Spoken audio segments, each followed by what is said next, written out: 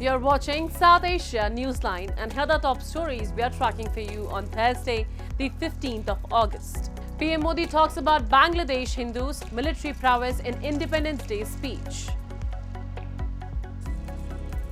Taliban parades military might to mark 3 years in power in Afghanistan. And Nepal adopts transitional justice bill, ends post-civil war peace process.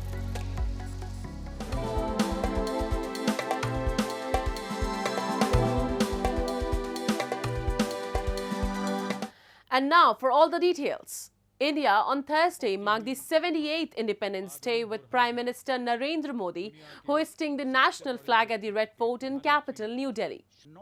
Leading the celebrations, PM Modi said he hoped for restoration of peace, stability and safety of minorities, especially Hindus in Bangladesh, where violent protests erupted last month. He said India wants its neighbors to walk in the path of peace and prosperity. In the days to come, we will continue to wish well for Bangladesh, its journey of development, as we care about the welfare of humankind. He added, New Delhi's eastern neighbor, Bangladesh, which was part of undivided India before the country gained freedom from the British rule, has been embroiled in violent protests, with homes, businesses and temples of Hindus in the Muslim-majority country getting targeted following PM Sheikh Hasina's resignation last week. Hundreds of Bangladeshi Hindus have unsuccessfully tried to flee to India, where Hasina has sought refuge.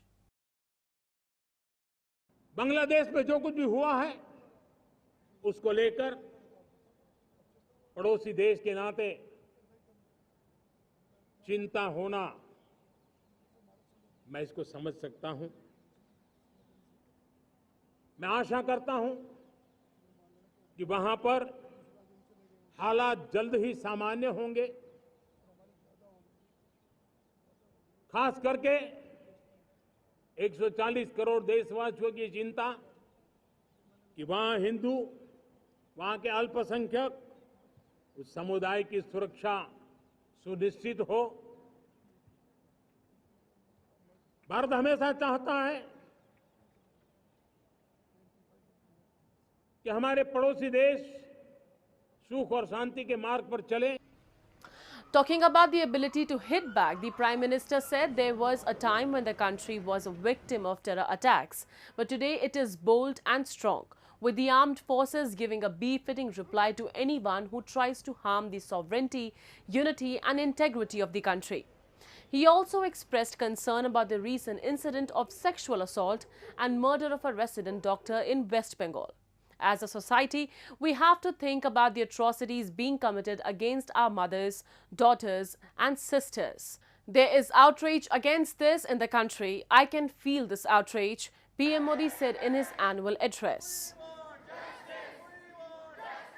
Moving on, scores of women, the backbone of many Pakistani households, took to streets of Karachi recently to protest against soaring inflation and unfair taxes. Take a look.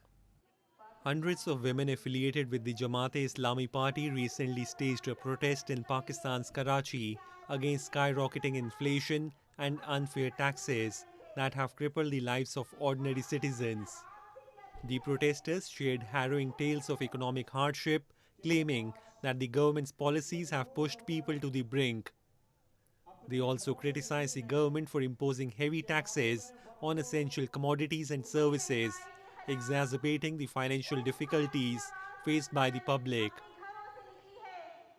Demand करना चाहती हूँ, मेरी सिर्फ government से यही appeal है, अगर ये बिल नहीं कम कर सकते तो हमारे बाप, भाइयों, बेटों सबकी तनख्वाहों में इजाफा करें, उनको ज़्यादा से ज़्यादा एम्प्लॉयमेंट प्रोवाइड करें, क्योंकि अगर एक इंसान 30,000 रुपये की उसकी तनख्वाह ये दे रहे हैं और 25,000 रुपये का ये बिल देंगे तो वो कहाँ से भरेगा? वो तो फिर खुदकुशी करने के दर पे आएगा ना, क्योंकि उसके घर में 3 बच्चे हैं जो भूख से मर रहे हैं, गैस नहीं है खाना बनाने के लिए, बिजली नहीं है, लेकिन ये बिलों में कोई कमी नहीं आ रही है, तो एक इंसान कहाँ से पूरा करेगा? ये हमारी आवाम की जान ले रहे हैं। कभी महंगाई से तो लोग खुदकुशियाँ कर रहे हैं, तंग आके, मजबूर होके। ये जालिम है, इनको कोई हक ही नहीं है कि ये हुक्मरानी करें। ये लुटेरे हैं, इन्होंने हमारे मुल्क को लूट लिया, पूरा बेच दिया। आज तो सिर्फ कराची में निकली हैं, तो मुतालबा सिर्फ उनसे ये है, डिमांड सिर्फ उनसे ये है कि इन बिलों को कम किया जाए, महंगाई को कम किया जाए और जो बेवजह के टैक्सेस लगकर बिलों में आते हैं उन्हें कम किया जाए। Pakistan struck a $7 billion IMF loan deal last month that includes tough measures such as more taxes on electricity prices. This has aroused concern among poor and middle-class Pakistanis, contending with the threat of further inflation and higher taxes. And Taliban, the de facto rulers of Afghanistan, on Wednesday marked the third anniversary of their return to power after the US and NATO forces withdrew from Afghanistan with a military parade at Bagram Air Base, site of the huge and chaotic airlift of Allied forces in 2021. High-ranking Taliban officials were joined by representatives from China, Russia, Pakistan and Iran at the event held at what was once the largest military base for Western powers in Afghanistan.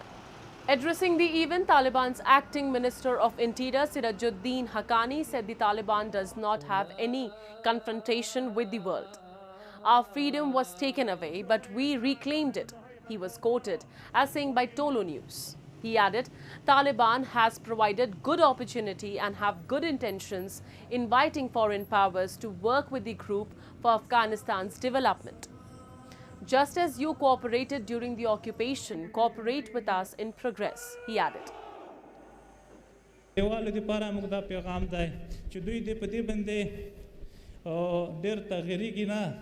چې موږ نه ازادي اخستې وه موږ د دې نه ازادي واخسته خو په مقابل کې یې محاسبه نه ورسره کوي یو ښه فرصت هم ورته برابر کړی دی ښه اراده ورته لري چې موږ سره د افغانستان په بیا پرمختګ کارو کې دی لکه څرنګه چې په اشغال کې همکاري کوله په پرمختګ کې هم همکاري وکړي.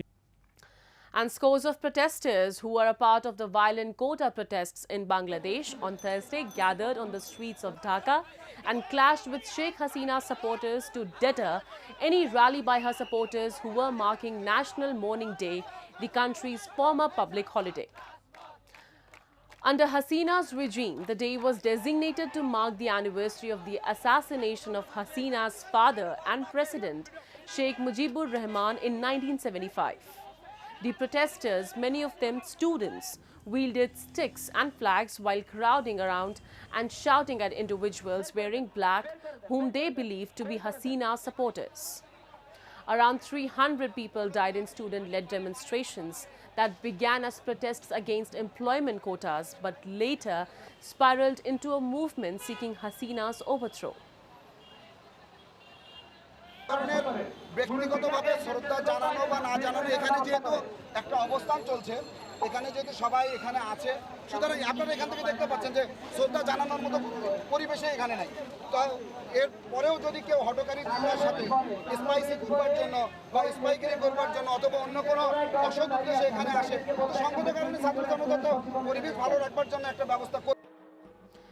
Meanwhile, the interim government led by Muhammad Yunus said that it wants to work closely with India to promote bilateral relations, but also added that the deposed Premier Hasina's public statements from India are not conducive towards that.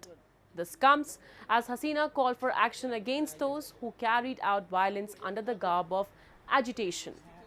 The interim government has assured India of its commitment to ensure peaceful coexistence of different communities in Bangladesh, including the minorities. Moving on, Nepal's House of Representatives adopted a landmark transitional justice bill that they would formally end a post-Civil War peace process nearly 18 years after an accord was signed.